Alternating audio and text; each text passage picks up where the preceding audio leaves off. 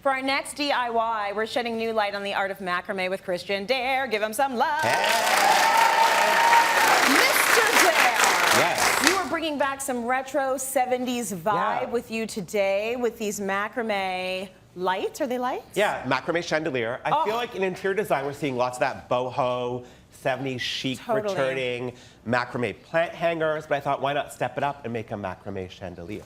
I love it. I've seen these in stores for $300, $400. Today, we're gonna make it for about 20 bucks.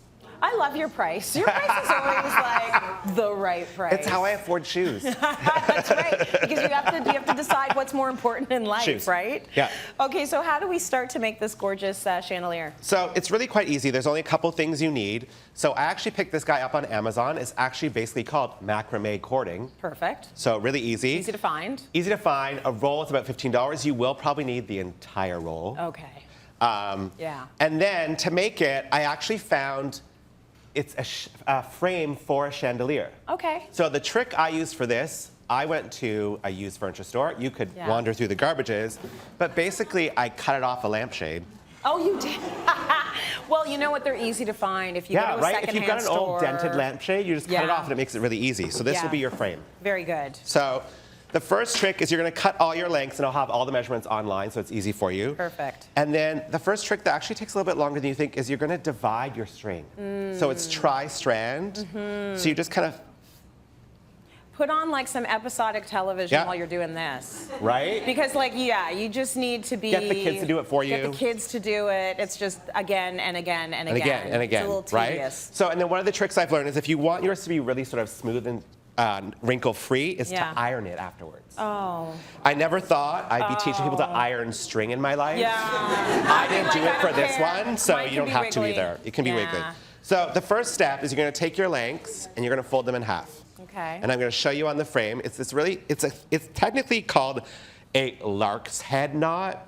You don't need to know that. Excuse me. Do you need me to hold anything for you? So basically, you make a loop. Yeah. You can see that, and you pull through the loop. Oh, yeah. Really easy. I remember that from like, elementary school. So you're going to go all the way around the entire guy. Yeah. Right? All your lengths. Okay. So you've covered the whole thing. So I've covered the whole thing. So we're going to show you basically the steps to do it. So you'll need to learn 2 knots for this project. A half knot is our first one. Okay. So it's actually really quite easy. Is you're going to take your 4 strings. This guy will go over this string. Okay. And this guy will go under this string. Okay. Got it? Kind of. And you just pull all the way up. It's like braiding hair. It's like braiding hair. Right? So you just pull it all the way up, and you're going to do that all the way across the whole thing. 1 row of half knots. Okay. So you can see I did kind of another demo here. It looks like that. Once you've tied it, just pull it all the way up. Okay. Really easy. All right. All your half knots. So that's a half knot. 1 whole row of half knots. Then we're going to do some square knots, which is the other guy you need to learn. So this guy, square knots. Is that more complicated? It's basically just the other half of the half knot. Okay. So I guess it could be a whole knot? Yeah. We should have called it that. Right? So you've made a whole row of half knots, and then what you're going to do, and you can see I did one here first as a demo. Yeah. 1 inch down, you're going to start doing your square knots. Square knot, Right? And then another inch down. So I'll show you. So basically that same idea. We start with that guy. Over, under, and pull. Okay. And you're just going to line them up so they're about the same distance across. Okay. So that's your half knot. And then to do the other knot, this one gets a little bit more complicated. So always remember it. You're going to go under. This guy goes under. Yeah. This guy goes over and through. Oh, wow. Okay. How long did it take you to learn this stuff? And then you tie it up.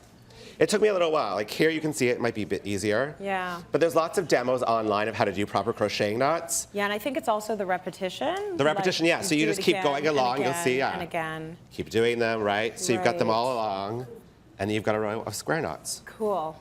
Super easy. Okay. So now we've done 2 rows of square knots, and we're going to do what we call a twisting knot, which it looks really complicated, but it's actually, it twists on its own.